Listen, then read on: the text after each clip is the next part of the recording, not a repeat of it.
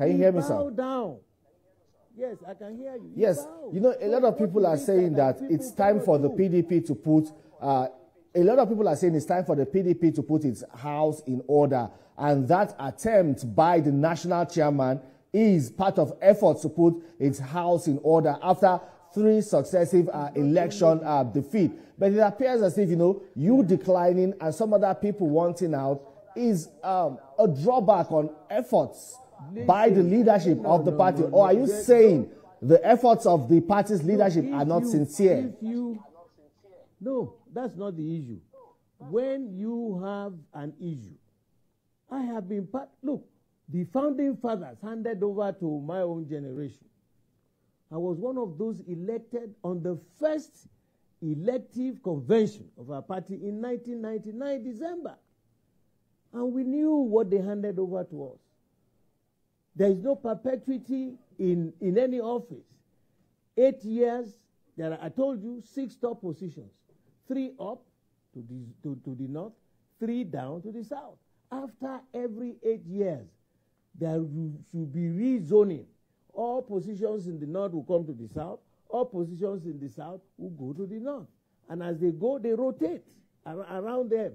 But if you now denounce that, we say, look, the man who just finished as head of state, General Buhari, my boss, had just finished. Now, when my good friend Atiku said he wanted to, we said, no, this is not possible. How do we sell that to our own people for them to accept us? Because we, the card-carrying members of a political party, are not the only electoral members who will vote. People are looking at you. They are watching you. How would I go to the rostrum here and campaign? No. The Constitution is clear. And then somehow he emerged. And then we said, okay, fine. Out of a lot of discussion, bargaining and all that, we said, okay, you won. The national chairman must now go back to the south. You said no. That was where the division started. And so if you are setting up a reconciliation committee and a disciplinary committee, let us do a post-mortem analysis that led us to this division during the election. So pre-election, the proper election, and post-election matters, we would discuss. It is out after that you will now be able to now set up a committee to reconcile people, to prove to the people that never again were we going to do this. So, Chief Bode George, sir, at what point should that conversation come up? You said that there should be a postmortem. No, at what point should it come up, and who should institute that postmortem? Okay, what is the? It should have come up since immediately after the presidential election, and we went to court and we lost in court. They were sat down to say, okay, let us now set up a special committee with experienced, committed, dedicated people to look at it. That's why I said the post-mortem analysis. In any organization, you must do that. If you try to go for a competition and you lose, whether you win or lose, you must do a post-mortem. There will be areas where you have made certain mistakes, because to err is human. And then it is after that you come, those whom you are going to blame for extra this or for extra that, you sort it out before you now start, you know. I hear you well, sir. Only one meeting. If I hear you well, sir. Committee meeting, only once since the election. So people are just hanging in their various slots, insulting people. And I said, look, all sides. There are 3 major sides now. We can't go to war divided. We cannot. We cannot give a Chief Bode George, punch. Chief Bode George, sir.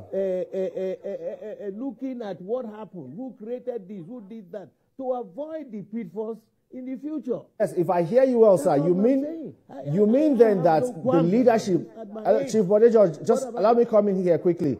If I hear you well, sir, you're saying the leadership of the party has put the cat before the horse. But then let me bring you to this matter. You said your good friend Atiku Abubakar, threw his hat in the ring and he contested the election. We have seen a statement from a media aide to your good friend, Atiku Abubakar, saying that, or strongly suggesting that you refused to support Atiku Abubakar's candidacy because he is not from your region.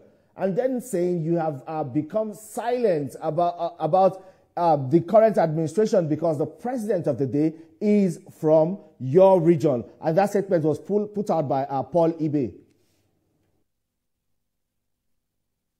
I don't know who Paul Ibe is. I don't know who he is. But that statement he made, he needs to go before the Almighty God to seek for forgiveness. He has no idea about what he's talking about. When Buhari contested with Atiku Abubakar, they came to the Southwest. I was in the forefront because at that time, the zoning gave the North to present a presidential candidate. I knew what I did here in Lagos.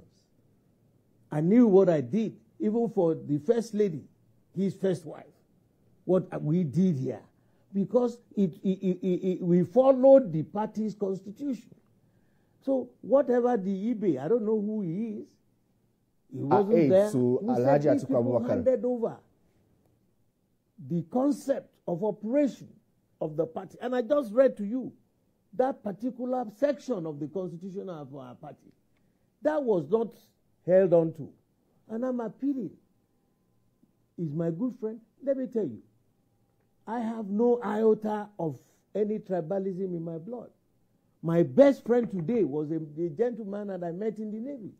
He is a fully bona fide Fulani man. He is my brother at any level. Have a lot of these political people all over this country. So if you cannot tell the truth to power, then you are deceiving yourself. I don't know who the eBay boy is that is talking trash, rubbish. We did that. The moment we now went back for second election, this last election, we saw that things were not right. Somebody from the North had just spent 8 years. How can we now support another somebody from the North for another 8 years? No, it doesn't work that way. They manipulated this. We kept warning them, don't do this. It divided the party. And so we divided our votes, and then we lost. So how do we go forward? We must set up a committee to look into the real election, and the post-election, so that we can prepare ourselves.